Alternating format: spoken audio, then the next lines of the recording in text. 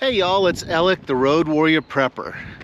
Today we're going to talk about the importance of moving out of these big blue cities. Really, all big cities, blue or red.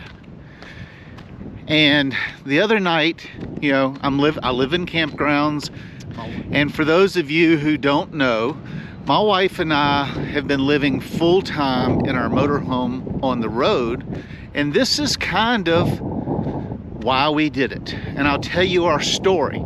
But first of all, let's talk about a little bit of history. And I think it was 493 BC, back in the Roman Empire, they had an event called the succession of the plebeians. You're going like, what in the heck is a plebeian? Well, a plebeian is like the poor people, the average lower middle class. They weren't so poor that they were slaves, but they were not rich, didn't have much to call their own. Traffic in the campground today is crazy.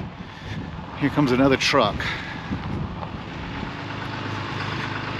So what happened during this succession of the plebeians? Well, the poor people, the plebes, that's where that term comes from, the plebes, they got tired of the ruling class. They got tired of the ruling class making all these decisions and then them having to pay for it through taxes, inflation, debt. Does that sound familiar? So what they did in the Roman Empire is these kings or leaders, they would build a big castle, encourage everybody to set up their farms and tenements and housing around these big castles because, they provided security, they provided all the goods, all the services. They were all convenient and located right in that area. And what the plebes found was that this was only beneficial to the ruling class, to the rich. And they got tired of it. And they packed up and they moved out into the countryside. They moved away from the ruling class. And so what the ruling class wants is they want everybody to be close by.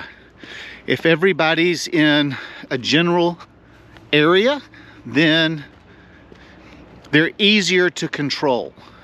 And that's what the ruling class, that's what the government wants. They want to be able to control us. They want to be able to do what they want to do, and us, the plebes, the poor, the average people, to pay for it. And the plebes said they're not going to have anything to do with it.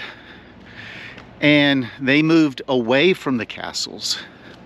And it actually worked. Now, I'm not saying I want the end result to be like what happened to the Roman Empire. There is no more Roman Empire. It fell. I don't want that to happen to America. But we need to put ourselves in a position where our families are safer and we control our own lives. So I'll tell you what I did with my family. About 20 years ago, we lived in Columbia, South Carolina, the capital. We lived in a little area called Rosewood. Rosewood was convenient. It was convenient 5 minutes from downtown, 5 minutes from the hospital, 5 minutes from the grocery store. We had all the services, everything we need. We had city water, we had city sewer, they picked up our trash. We had services.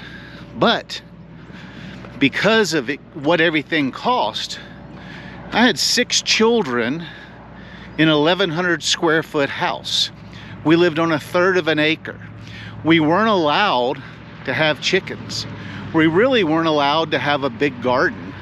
We weren't allowed to do anything that the people at the State House didn't want us to do. So I got fed up. We were living in a sardine can, and that's all we could afford.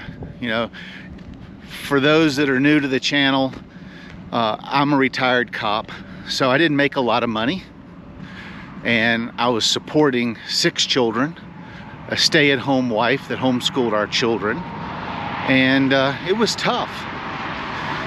So I chose to move my family out to a rural community of Eastover. They had about 600 mailboxes. Now, we were no longer close to services. We had a little like mom and pop grocery store there called Bunky's. They sold gas and groceries and hardware, and they had a little restaurant and a meat market. Everything you needed at a better price than what you could get in the city. But we were 30 minutes from the town line. We were 30 minutes from Columbia. We were 45 minutes from a hospital. We were able to have a landline. Back then, that's how you had phones. We didn't really have cell phones.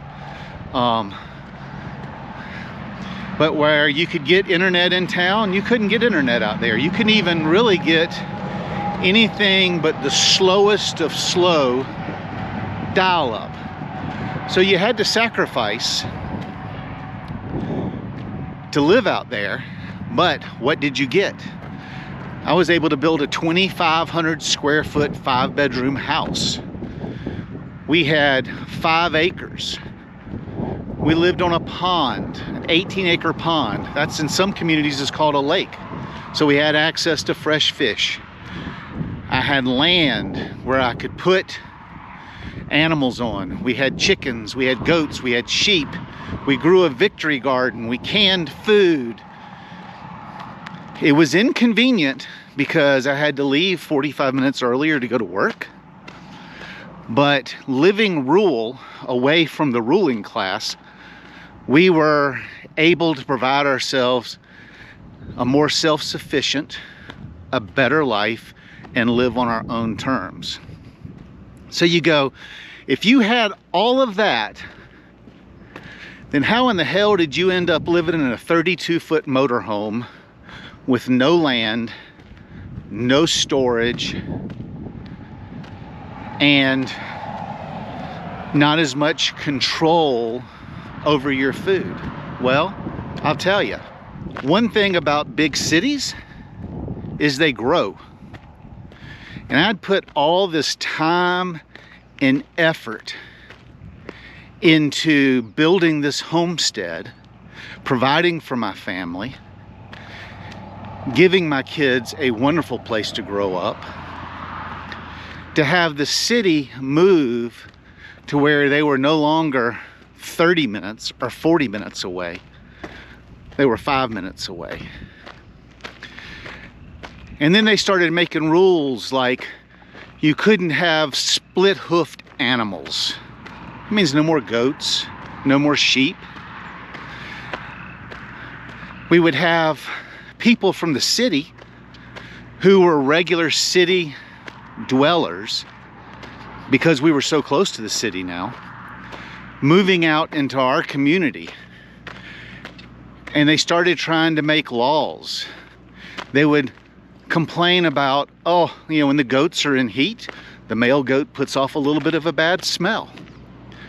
And they would complain about the smells and the farm life. And so it's just like, as a big city gets bigger, the more and more rules. Well, as the city moved out, they tried to impose their rules on us. So when all the kids grew up, I found myself almost back in the same position that I was when I was living in Rosewood. You know, there was a grocery store 10 minutes from my house, a Food Lion. There were gas stations up and down the road. The traffic had gotten horrific. People moved in so close that I'd find strangers fishing on my pond, and it just was starting to have that big city feel, which is not the safety that I wanted. So we made the decision to move into our motorhome and to travel the country. And so now we go from small town America to small town America. We work camp along the way. We have another channel. We have another channel called Sharing the Journey, which is much larger at this point than this channel. And we discuss our full-time RV life and our work camping as we work across the country. We're up in Montana right now working. But we find that now we can choose the community that we want to be involved in. We stay 3 to 6 months, live like locals. And when we find that the city is getting too big, or we're not liking the politics, or we're not liking what's going on, we don't feel as secure, then we just move on. And that's what we do. And so it's kind of the best of both worlds. We do hydroponics inside the camper. There's a video down in my video list about our arrow gardens. We have 3 of them now.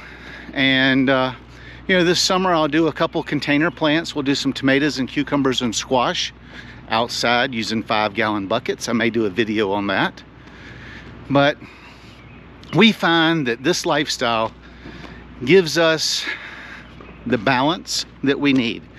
So am I encouraging you to move out of the city, move into your motorhome or fifth wheel or travel trailer?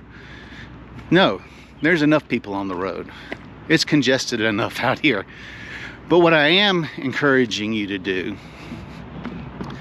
is to try to find a happy balance. Try to,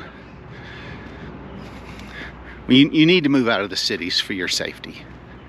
But you need to find you a small community that you feel comfortable in and you feel safe in, and that you can raise your family in, you can take care of yourself in.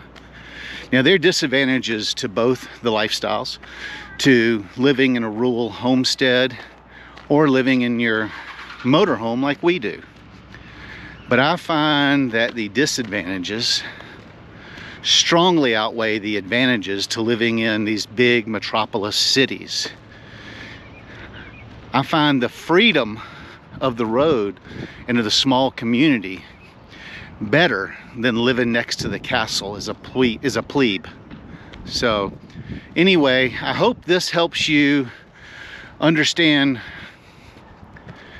why we live on the road, why we chose to check out of the big cities and be more self-sufficient. Y'all stay safe out there, and we will see you down the road.